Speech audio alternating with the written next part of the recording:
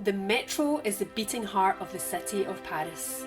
Initial construction started in 1898 and Line 1 was completed on the 19th of July 1900. Today the Paris Metro is 136 miles long, has 305 stations and carries 4.5 million passengers every day. Iconic in its design, each metro stop bears a person's name, an event or a landmark that helped shape the France and her culture that we know today. In this podcast, we will take the metro to the Franco-Prussian War, the Revolution, past the French resistance of the 40s, through the victories of Napoleon, and stopping by great intellects, innovators and artists to discover how France and Paris were made and the people that made her. So let's go on a trip through French history, one station at a time. Welcome to Metro Stop Podcast. As I die, I want to tell you that I have fought for a better world, which remains my pride, as I pay with my life for my attachment to my political ideal. I fought for a world where justice and freedom prevail, and that is a cause worth dying for. It cost me little to die, because I am certain that France will live. I know that the ideals I fought for will survive, and that my sacrifice will contribute to the eventual victory of the people. Long live the French Republic, long live the people's struggle for justice, and long live France. That was Corentin Celton's final letter written on the 29th of December 1943. This is Metro Stop, and I am your host, Kelly Blair. Corentin Celton is a station on Line 12 of the metro situated near Issy-Moulineaux in the southwest, named after a nearby hospice, Hôpital Corentin Celton, in 1945. Named after the man who was an employee there and died fighting in the resistance. Corentin Cariou is on Line 7, heading toward Villette in the north. Its name was changed in 1946. In 1982, the station was decorated by an artwork by the French artist Hervé Mathieu Bachelot, De la Verticale à l'Oblique, consisting of a fresco that lines the sides of the corridors.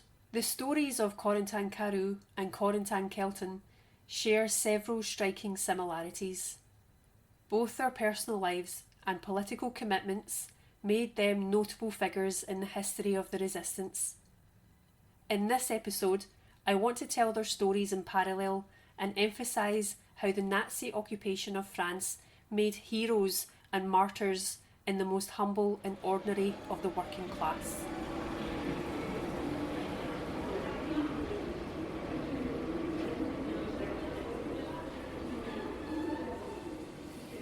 The son of Pierre Cariou, a sailor, Corentin was born on the 12th of December 1898. He spent his youth among Breton fishermen and attended the local school from the age of 7 to 12. He was the youngest of 11 children. His eldest brother died in a shipwreck. Corentin himself went to sea at the age of 12 and a half and remained a sailor until he was 18, before doing his military service in the Navy. As a deckhand second class, he spent a few weeks in prison during his military service. He was released at the age of 21 in 1919, and then he worked as a fisherman for 2 years. He then decided to look for work in Paris when his parents died in 1923. I read nothing between the ages of 12 and 23, he wrote in 1932. He added that he spoke, quote, the Breton language quite well, the French quite badly. He joined the Société du Gaz de Paris at La Villette tar plant as a forge assistant. Many Bretons worked here, including his brother Jean. He was hired as a forge assistant on November 13, 1923. He was made a permanent employee in 1925 and later became a fitter's helper.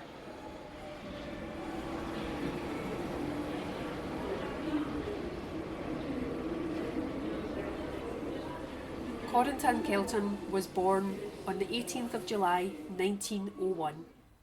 The son of Gregoire Celton, a day labourer, and his wife Marianne, a housewife. He lost his father before his first birthday. His mother took a job as a sardine worker in a factory. After completing his primary education at the village school and obtaining his primary school leaving certificate, he started work at the age of 12, working as a fisherman 5 years until his military service as a maritime registrar in Brest from July 1921 to July 1924. On his return to civilian life at the age of 23, he worked as a fisherman for a few weeks before leaving for Paris.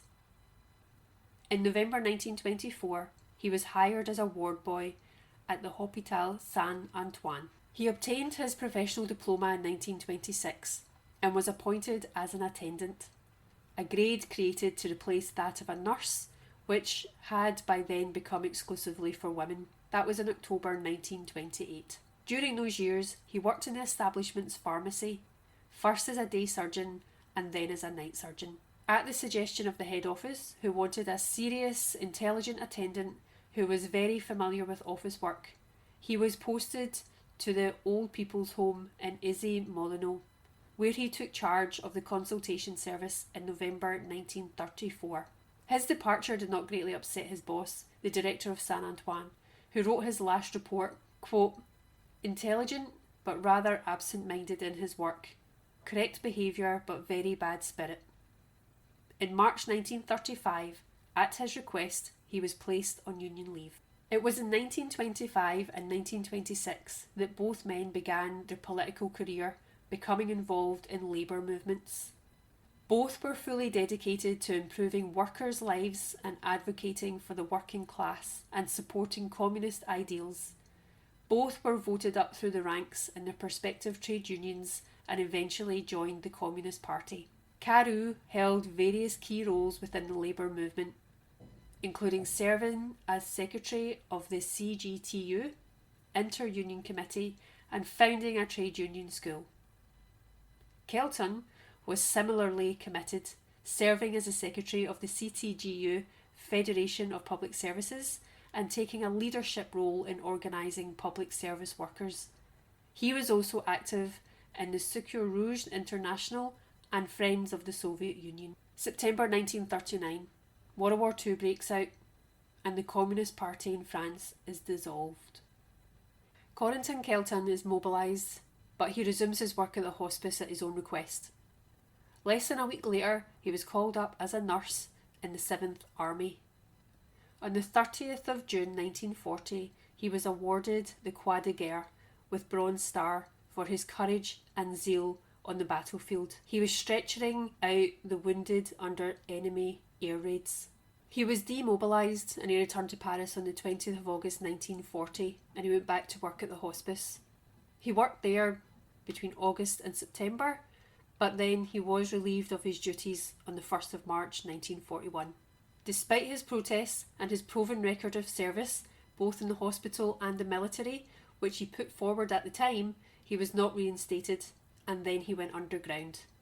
In the resistance, he was responsible for organising the Comité Populaire de Service Public, a clandestine form of trade unionism, while liaising between the Legal Health Union and the resistance hospital trade unionists.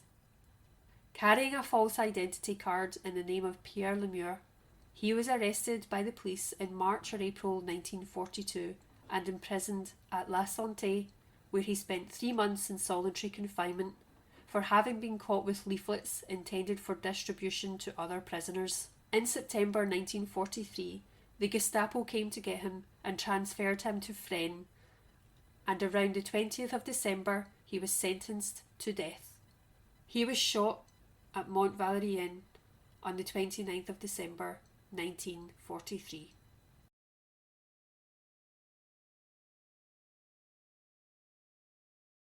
All the way back at the start of the war, Corentin Cariou found himself waiting at home for a mobilisation order that finally arrived just before Christmas. On December 23rd, 1939, he was both mobilised and interned at the ballet camp. There is a conflicting administrative record that indicates that he was placed on probation on December 13th, 1939 and then released. On January 12th, 1940, he was transferred to La Ferme Saint-Benoît, where he was assigned to the 1st Special Company. By March 1940, Cariou was moved and he became part of the 2nd Special Company of Workers. Seizing an opportunity amidst the economic chaos, he escaped to Lyon and he managed to secure a legal demobilisation. After that, he rejoined his family in Brittany, but he soon returned to Paris, where he took on responsibilities within the underground Communist Party. One evening, in Bourges Square, he sensed that he was being followed. He warned his family and decided to leave the next day. However, on the 5th of October 1940, the police surrounded their home and sent him to the sanitarium at Agincourt. Cariou's defiance continued, and his involvement in a, quote, undisciplined movement led to his incarceration in Poissy prison in April 1941. By May, he was transferred to Chateaubriand, where he witnessed the harrowing execution of the hostages in October 1941. By then, his wife and daughter had returned to Brittany. In February 1942, Cariou was interned at the Compiègne camp. Following an attack on a German sentry in March, the occupying authorities decided to execute 20 communists and Jews as hostages. On March 7th, 1942, Corentin Cariou was executed. Although their stories are quite similar, it's unlikely that Corentin Celton and Corentin Cariou ever met, based on the historical timelines and their respective activities. While both men were key figures in the French communist resistance during World War II, their paths didn't directly intersect in a way that suggests that they would have met. So let's explore why. Firstly, there was a geographic and activist focus. Corentin Celton primarily operated in Paris, working within the public service unions as well as the underground resistance after being demobilised in 1940. Corentin Cariou had a different geographical focus and he was heavily involved in underground activity in Brittany. His resistance efforts and eventual capture by the Gestapo occurred in different locations, primarily Brittany and Paris, but his activism was more orientated towards the regional level of resistance. They also had different resistance activities. Celton was directly involved in the hospital and health services resistance, as well as underground union organising, while Cariou's work was centred around larger political and labour movements, focusing on a national level resistance, including his role in the Communist Party. Then we have timing. Corentin Cariou was arrested by the Gestapo in October 1940 and executed in March 1942, while Corentin Celton was active in the resistance until his arrest in 1942 and eventual execution in 1943. So while they were both involved in similar political causes and fought against Nazi occupation, their respective fates and times in the resistance did not overlap in a way that suggests a meeting. While it's possible that they were aware of each other, especially given their shared commitment to the communist ideals and the resistance, there is no concrete evidence that they met or worked together directly. They were both deeply committed to the same cause, but operated in different spheres of resistance within France. Corentin Cariou, after his death, he was honoured by the Communist Party and his contributions were recognised posthumously. Streets and a metro station in Paris named after him, ensuring that his legacy endured. Similarly, Celton's legacy was commemorated after his execution. His name was honoured in various ways, renaming the retirement home and the metro station in his memory. His final words, expressing pride for his sacrifice for a better world, are inscribed on his grave. Both Corentin Cariou and Corentin Celton were deeply involved in the fight for workers' rights and the spread of socialist ideals. Their shared commitment to communism and the labour movement, along with their active participation in the French resistance, makes them similar in their dedication to the same cause. Their sacrifice during World War II, which ultimately led to their executions, cemented their places as martyrs in the fight for freedom and justice, and their legacies continue to be remembered in France today. This has been Metrostop.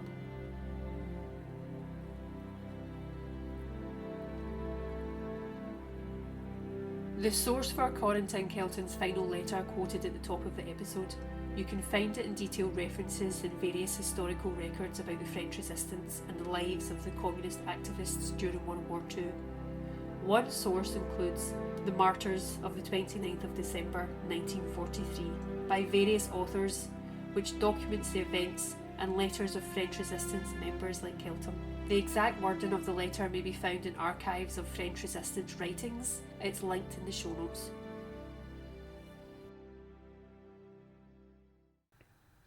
My main sources for this season are the RATP and the website lematron.fr. Other sources are listed on show notes. Music by Martin Shelkins, and you can contact me at metrostoppodcast@gmail.com.